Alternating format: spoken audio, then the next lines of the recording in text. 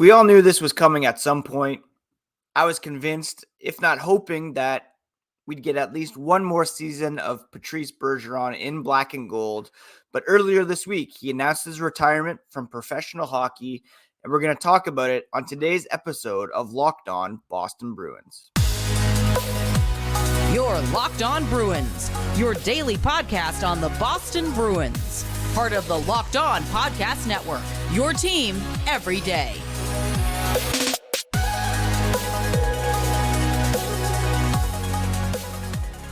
What is up, Bruins fans, and welcome back to the Locked On Boston Bruins podcast. I'm your host, Ian McLaren, and this is a daily show where we discuss all things Spoked B. Today is Friday, July 28th, and I want to thank you so much for making Locked On Bruins part of your day every single day. The podcast is free and available wherever you get podcasts, as well as on YouTube. And we're part of the Locked On Podcast Network, your team every single day. All you need to do is smash the subscribe button on your favorite podcast app and on YouTube so that you never miss a thing.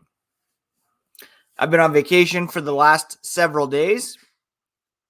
While Patrice Bergeron was announcing his retirement, I saw the news sitting by the campfire drinking my morning coffee the other day, and it's taken a couple days to process. So I'm glad that I had that time to think about Patrice Bergeron's legacy, what he has meant to the team, what he's meant to me personally, and I'm going to get into it all on this episode. First, a quick reminder, you can find the podcast on Instagram, on X, I guess it's called now, at Locked NHL Bruins.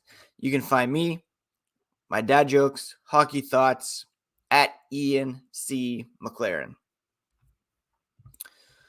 All right, it's over. Patrice Bergeron calling it quits, releasing a statement on July 25th, saying, with a full heart and a lot of gratitude, I'm announcing my retirement as a professional hockey player. He added, quote, as hard as it is to write, I also write it knowing how blessed and lucky I feel to have had the career that I have had, and that I have the opportunity to leave the game I love on my own terms. It wasn't a decision that I came to lightly, but after listening to my body and talking with my family, I know in my heart that this is the right time to step away from playing the game I love, end quote. Bergeron the next day met with the media to kind of get more into his decision.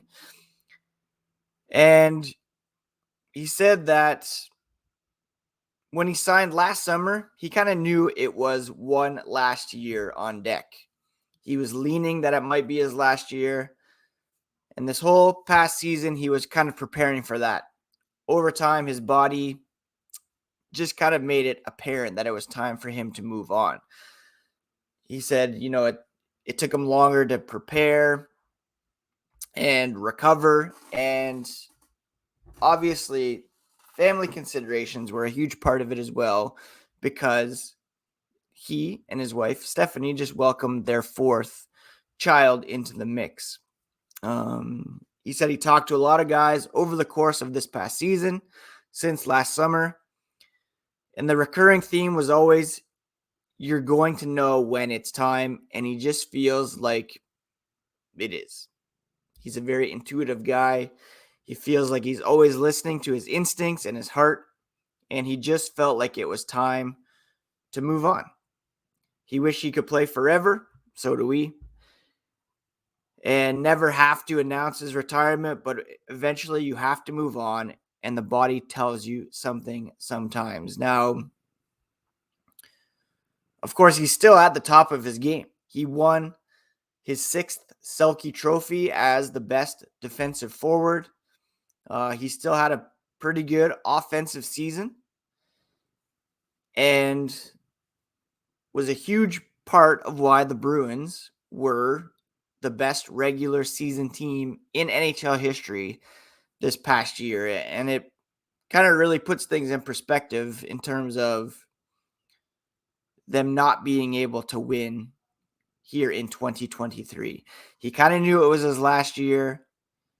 You see how good things were going during the regular season, and he must have felt elated. Like, I want to go out on top, and I have a very good chance of going out on the highest of highs after winning a Stanley Cup. Unfortunately, it didn't go that way. But he's putting aside the temptation to come back, try to make one more run, and risk not going out on kind of the personal high that he had with winning his 6th Selke Trophy and 2nd consecutive Selke Trophy. He had 27 goals, 58 points in 78 games in his final season. Did not let the fact that he was still playing at a high level cloud his decision making. That high level of play kind of only helped him make that decision because he wants to spend time with his family. And I completely understand that as a parent of 3 boys. Again, we're on vacation this past week at a cottage. You realize you only have so many opportunities to have these times with your kids. And Bergeron, 3 kids, 4th just arrived. I can't imagine being a professional hockey player and the amount of things that you miss just being on the road, being at the rink, even having to do game day naps, team functions, everything. You must miss so much. You have a newborn baby. You want to see all of those firsts. And I am sure that had a big factor in why he was calling it quits at this point in time. He could very well have come back. He could have been the Bruins' top line center once again and still done that job very good. Like he could probably have 2-3 more years left in the tank. But he's thinking about what he would have missed at home. He's thinking about that extra toll on his body, that extra risk that he's putting at. He had that hugely serious concussion back in 2007, and he just felt like it was the right time to step away. Obviously, Cam Neely, Don Sweeney tried to get him to come back. It's a no-brainer that his number is going to be retired. Cam Neely said they'd love to see him stay involved with the organization. And we'll talk later about the center position and what that could mean, who the new captain might be. But for the moment, it's just time to celebrate Patrice Bergeron, what he has meant to this organization, to the team, to the fans, to the city of Boston. It's immeasurable. And while it would have been nice to see him come back for at least one more season, to see him play in the centennial season, to take part of all that, to kind of get a victory lap, so to speak, completely respect his decision. He started when he was 18. It's been 20 years. That's a long career. It's a lot mentally. It's a lot physically, he said. He didn't necessarily need to leave at the top of his game, but he's glad that he is. You could add that extra mileage, but you sacrifice that time with your family, the time with a newborn. 4 kids, that's no small thing.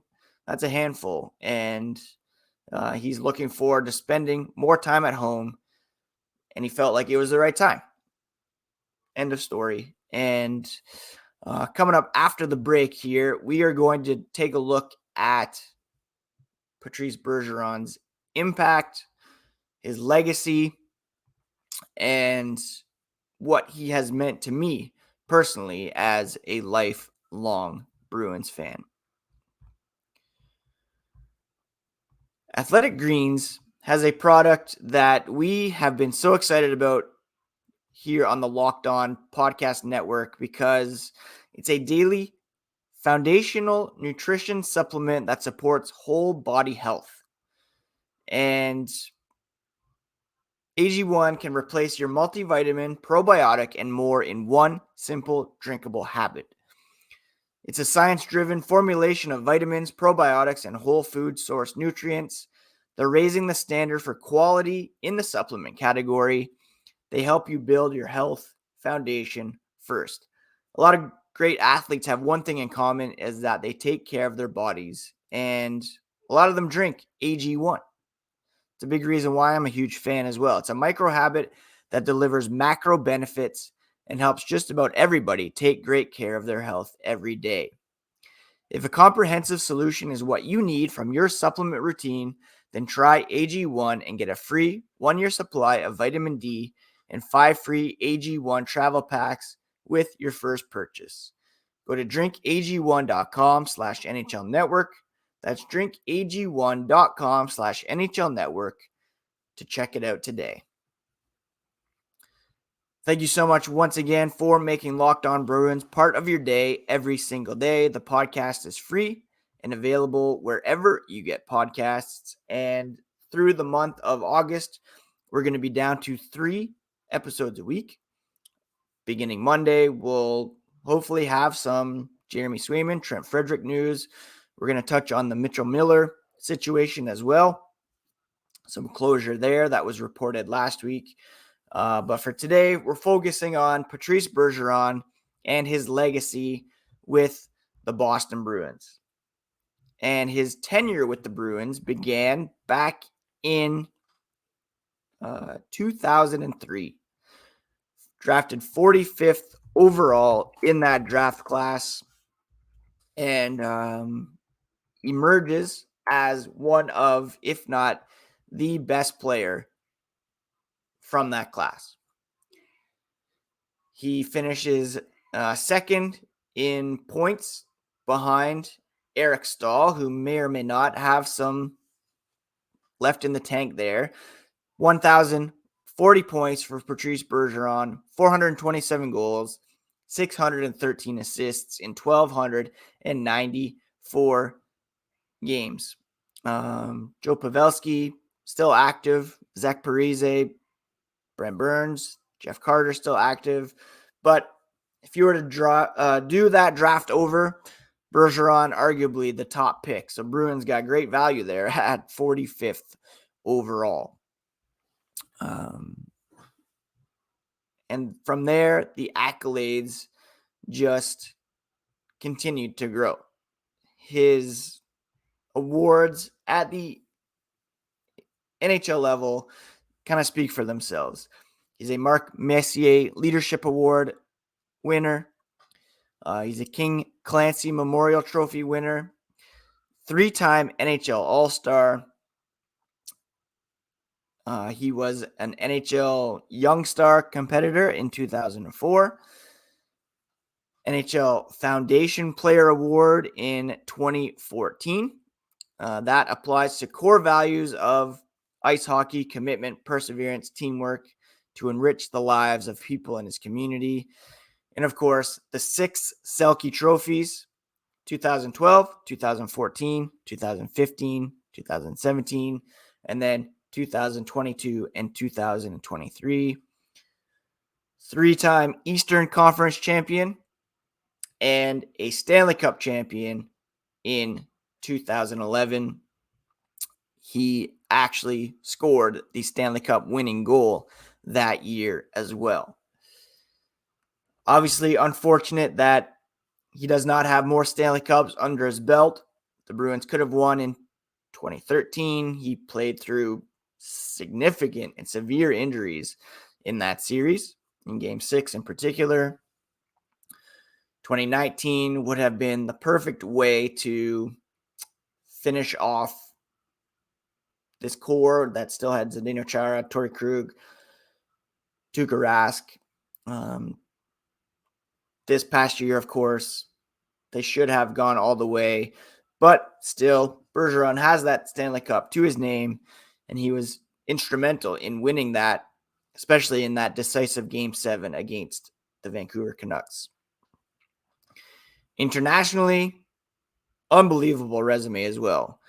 World Championship gold, World Junior gold, World Junior leading scorer, All-Star team, tournament MVP back in 2005.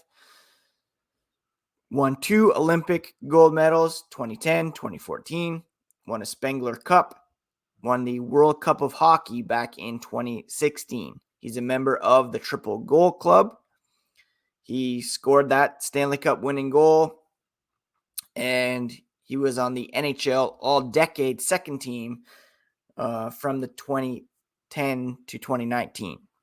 First and only player in history to win the World Championship, and before winning the World Junior Championship, of course, he played in that World Junior because of the NHL lockout. He likely wouldn't have had that opportunity were it not for that lockout. Most Selke Trophy wins in NHL history. Nominated for the Selke Trophy for 12 straight seasons, which is an NHL record. Longest streak ever for any NHL award. And he also has the most playoff overtime goals in Boston Bruins history. One of the more famous ones, of course, being in 2013, where he scored that goal to cap the comeback against the Toronto Maple Leafs. Double overtime winner in 2013 against the Pittsburgh Penguins that year. Just a remarkable career for Patrice Bergeron at the NHL level and internationally as well. And there is no doubt in my mind that he should be a first ballot Hall of Famer. And his number should be retired by the Boston Bruins this season. They're playing on March 7th, 3-7 against the Toronto Maple Leafs. Perfect opportunity to hang up his jersey during the Centennial season. Now, for me personally, 2003, Bergeron drafted by the Boston Bruins. At that time, Joe Thornton was, for me, my favorite Boston Bruin. He was my favorite player in the NHL, and seeing Bergeron come up, had hopes of those guys anchoring the Bruins down the middle for years to come. Thornton, of course, traded. The Bruins were, not very good when that happened. And for a couple seasons afterwards, it was a real time of transition there. They didn't really know who they were going to be. You draft Krejci the year later, sign Savard, Chara a few years after that, and then you start to have something cooking there, especially with Lucic, Brad Marchand, drafted in 2006, along with Phil Kessel. Bergeron has been a Bruin, not for as long as I can remember, but for the past 20 years that have really shaped who I am as a Bruins fan. Before that, I was sucked into the Bruins by Cam Neely, Ray Bourque, Adam Oates, Joe Juneau, Craig Janney. But this iteration of the Bruins has really defined my kind of adult life. And it's been such a joy and a pleasure and a privilege to be a Bruins fan in the time of Patrice Bergeron. And not just to watch him on the ice, but also somewhat more importantly, is the culture that he has helped build up in the room. In his press conference, he said a lot of guys that have built the culture and how they want things to be in the locker room, being inclusive and whatnot, not just with the players, but also with everyone surrounding the team that's involved day to day. And Charlie McAvoy in the video potential future captain, Charlie McAvoy, said he promised he'd do everything to keep good care of the culture that has been built. And it meant a lot to Bergeron for him to say that. McAvoy, a great character guy, a very bright young man. The Bruins are in good hands when it comes to leadership. And whether it's Marchand taking up that mantle, whether it is McAvoy, whoever, the Bruins are in good hands because of the example set by Patrice Bergeron, by Zdeno Chara before him. And, one of the things that really stands out to me was the statement made by Bergeron back in 2020 in light of the George Floyd situation, the donation he made to the Boston branch of the NAACP and the multi-ethnic center in Quebec. That was huge, especially for a hockey guy to step up and do that. And that's the kind of thing that will stay with me apart from all of Bergeron's accolades on the ice. Coming up here after the break, we're going to discuss what's next for the Bruins and the impact on the 2023-24 team now that Patrice Bergeron has announced his retirement. All right, the Bruins now know that Bergeron will not be a member of the team coming up, and at the moment, they have Pavel Zacha and Charlie Coyle penciled in as their top two centers. David Krejci, we still haven't heard from him whether or not he'll be back. It would be great if he is. I'm not expecting it. And that leaves significant holes and kind of a trickle up effect as those guys will be asked to take on significant roles for the Bruins. Do they now go out and try to make a deal here in the remaining time in the offseason? Still a couple months until the puck drops on a new season. Do they go after Elias Lindholm in Calgary? Did they try to swing a deal for Mark Scheifele in Winnipeg?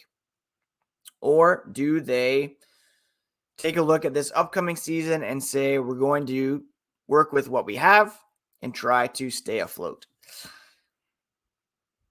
Honestly, it's going to be difficult to continue to be a top 3 team in the Atlantic, much less challenge for a wildcard spot with those two guys as your top 2 centers. It's going to be asking a lot of Zacha and Coyle. I think they're up to the task, but you look at top centers around the league, some of these guys are putting up 100 points. What the Bruins have, they'll be lucky if they get 60 out of their top 2 centers individually, not combined. So that's going to be a tough go. As to who takes on the mantle of leadership, I could see Brad Marchand getting that. He was a huge leader in that series against the Panthers. He's really stepped up, changed his game. Optically, might get a lot of derision from around the NHL if you make him your captain. And he's getting up there too, so it's not necessarily a long-term spot. Do they give it to Charlie McAvoy? That's probably my guess. He said he promised that he's going to do everything he can to continue Bergeron's legacy of leadership, inclusion. Again, I didn't want to talk about Mitchell Miller here today on this podcast, but Bergeron was pretty outspoken about being against that decision. Those are the kinds of things that he brought to the table. McAvoy's promising to keep that going. He's under contract for a long time, arguably Boston's best player now overall. Pastrnak, you can make an argument for him as well, but he might be best served as a wingman and not having the pressure to have that leadership responsibility. McAvoy, I think, is the right choice, And I wouldn't be surprised if he's the next captain of the Boston Bruins. Will the team be as good? No, they're not going to be as good as last season because that was a historic season that cannot be replicated. Will there be tangible drop off in Boston's overall performance because Bergeron's not around? No question. And even more so if David Krejci doesn't come back. Again, Bergeron was playing at a very high level. He won the Selke. He could have come back, been a finalist again, chipped in at least another 50 points, played strong in his own end, but all credit to him for making the decision to walk away at this time. Brad Marchand, I think, said it best. We were all in awe of Patrice Bergeron, he said. Early on, everybody knew he was a young stud, and Marchand recalled battling with him in the corner. He was blown away because he thought at the time he was an NHL caliber player. His first real taste, this was, back in development camp when they were both there. Just had instant respect for him and knew that it was going to be an honor to play with him. Think about that duo, 63, 37, line mates for over a decade. They become best friends. And it's going to be a weird thing to watch Brad Marchand playing without Patrice Bergeron. He called him his brother. He had such an impact on so many of these guys. I encourage you to go to the Bruins website, look at the article entitled Beyond the Rink. Bergeron's impact is about more than hockey. See how he affected so many of these guys. Brandon Carlo, David Pastrnak, just an unbelievable legacy in the community. I haven't even really touched on what he did in the community. Cuts for a cause, pucks and paddles, the visits to the hospitals, dressing up like Elmo. Again, the George Floyd thing stood out to me. Creating a culture in the locker room where players are respected and treated as equals. Even if you're a rookie, you come in and accept that it is an honor to be part of the Boston Bruins. You live up to that responsibility. You treat everyone with respect and as a peer. And getting a little emotional just talking about this. That is part of his legacy, a huge part of his legacy. And you saw tributes coming in from the Pittsburgh Penguins, Mike Sullivan, Sidney Crosby lauded his talent, from other organizations in New England, from Patriots guys, from Bill Belichick.